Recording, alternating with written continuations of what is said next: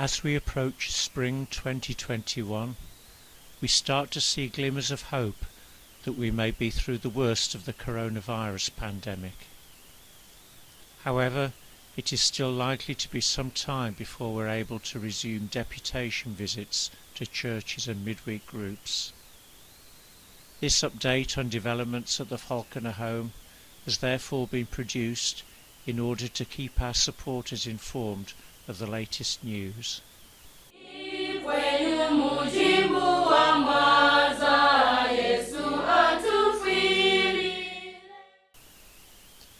On the 4th of February, Simon Samritala was admitted to Laloma Hospital with severe pneumonia and also a painful hernia.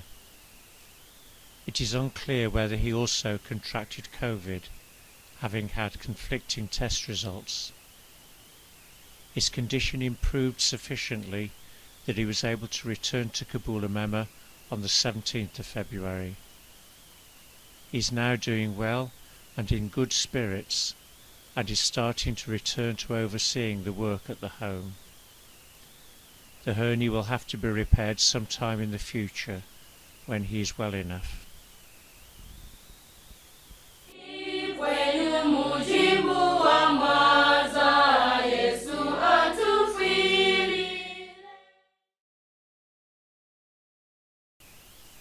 The new generator arrived at the Falconer home before Christmas.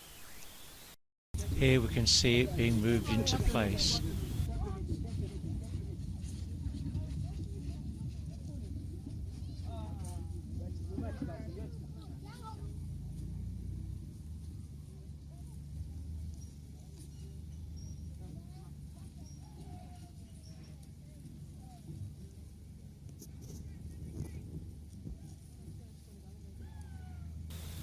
Preparatory work is taking place so that it can be installed and begin operating. The building where the old generator was kept is too small to house the new one, so a new building is being constructed. Here you can see it awaiting its roof. Unfortunately, progress was halted while Simon was in hospital, but hopefully work can now resume. This generator should be of great benefit to the home, being quieter, more efficient and more reliable than the old one.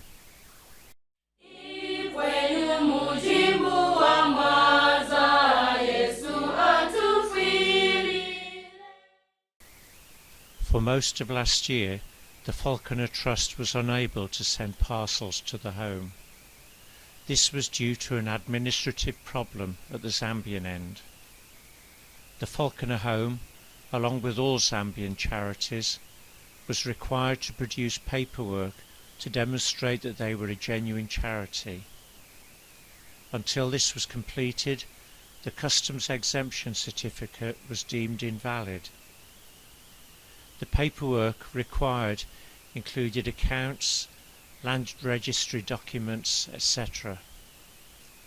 Any parcels sent during this time would have been held up and would have accrued very large storage charges. The home's paperwork was finally approved shortly before Christmas, so we are now able to continue sending parcels. By the time you view this video, the first batch of 2021 should be on its way. Thank you to all of you who donate goods, knit blankets and clothes, and send finance for the transportation of parcels.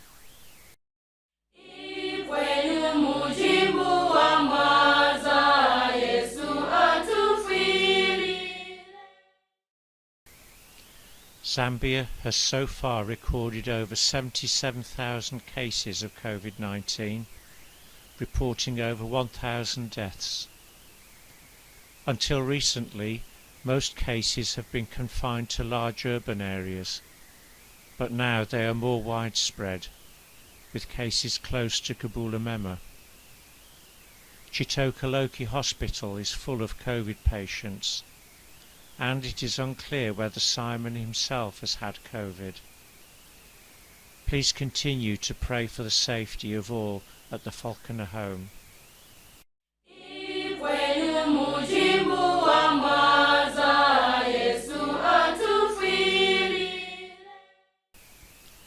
A new DVD has recently become available. The Falconer Home Story tells the story of how Lilias Falconer travelled to Africa and established the orphanage in Kabulamema. It follows the home's growth and development up to the present day. Eventually allowed to take him.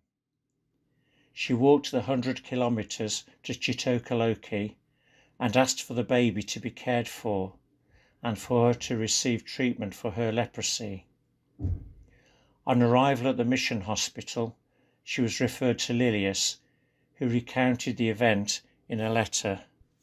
One Lord's Day at 8 a.m, returning from the leper colony after attending the sick ones, I met a thin woman, weary with her journeying. Close to her nestled a tiny babe, naked, dirty, infected with scabies, and obviously having difficulty in breathing. What was to be done? I thought rapidly. I can at least attempt to clean him up, clothe him, treat his maladies, and comfort him with the best breakfast possible. His tiny wrists and ankles were adorned with dirty pieces of thread, attached to which were small charms of varying nature, intended to keep away evil spirits and sicknesses. The next few days, the thought so frequently in my mind was, is he going to pull through? 2 weeks passed and he began to make progress. 3 weeks, his strength increased daily. What was I going to do with him? To allow his granny to care for him meant exposing him to the risk of contracting leprosy. Finally, a healthy woman, Nyambulama, was found to take care of him. The baby, who was given the name Luca, survived and thrived under the care of Miss Falconer. You can still obtain a copy of the Hymns for Zambia DVD. This is a collection of 18 much-loved hymns played on the piano, each accompanied by scenes of the home and of people such as Miss Falconer, Simon, and of course the children.